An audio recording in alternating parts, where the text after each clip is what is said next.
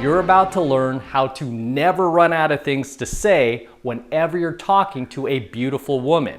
In other words, you're about to learn how to develop your $1 million mouthpiece, otherwise known as your MDM. Now, ever notice how some guys just never run out of things to say whenever they're talking to an attractive woman, an 8, 9, or 10? And some guys can speak for hours and hours to hot women while never running out of things to say. Again, we call this your $1 million mouthpiece, your MDM. And your $1 million mouthpiece is one of the most critical parts of your personality that you want to develop. And it comes from two things. Number one, being free from outcome. And number two, being fully entitled to the girl that you're talking to. Now, notice how when you're talking to a girl who you feel is beneath you, as far as your dating options go, all you care about is amplifying your own state, self-amusing, poking fun at her, basically just being yourself. And notice how you mysteriously never run out of things to say whenever you're talking to her. Again, we call this your $1 million mouthpiece. The trick is, however, being able to maintain your $1 million mouthpiece while talking to a beautiful woman, an 8, 9, or 10. And the unfortunate truth is most guys cannot do this. They cannot maintain their $1 million mouthpiece whenever they're talking to an attractive woman above an 8 in looks. Okay, they can only do it when they're talking to a less attractive woman. But as soon as a more attractive woman comes along, guess what?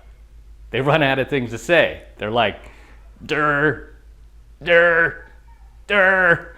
They start getting nervous, they start stuttering, and they start running out of things to say very quickly. Why? Because they no longer feel entitled to this hotter woman. So instead of amplifying their own state and self-amusing, they now sink into this low-value mindset of seeking her approval, which 99.9% of guys tend to do whenever they're talking to a beautiful woman above an 8 in looks. All right, so how do you develop your $1 million mouthpiece, or MDM as I call it, so that you can stand right in front of a beautiful woman, an 8, 9, or 10, and never run out of things to say? Just constantly have a witty, clever, or smart remark that keeps her laughing and keeps your conversation going. Now, you can read 1,000 books on being a better conversationalist, being a better speaker, and it still won't give you the power to develop your $1 million mouthpiece, which I'm about to give you right now. And you won't have to read 1,000 books to get the secret that took me nearly 2 decades in the game to finally figure out. And that secret is not developing your speaking skills or even your $1 million mouthpiece for that matter. Because the truth is, you already have it. Most students I've met already have the $1 million mouthpiece. The problem is, however, not being able to bring it out whenever you're talking to a high caliber, highly attractive woman above an 8 in looks, an 8, 9, or 10. But again, mysteriously, you seem to have it whenever you're talking to an unattractive woman below an 8 in looks. You even have it when you're just hanging with your guy friends. So why do you have this $1 million mouthpiece with everyone else but attractive women? And the answer is because with everyone else, you already feel entitled to say and do whatever you want. You don't feel you need to seek their approval, much less do you even care if you get their approval, because you already feel that you're above them, at least to some degree. But with beautiful women, you feel the reverse. So instead of being able to speak endlessly about everything and anything, instead you sit there seeking her approval because deep inside of you, you feel that she is above you. So the way to bring out your $1 million mouthpiece, your MDM, whenever you're talking to a beautiful woman is to simply raise your level of entitlement. Meaning, you must convince yourself and even trick your brain if you need to into believing that you are above her and that she should be seeking your approval and not the other way around. Now, when you can do this, when you can really convince yourself that you are above her, two things will happen. First, you'll stop seeking her approval like a spineless beta male. And two, your mind will open up and you will stop running out of things to say.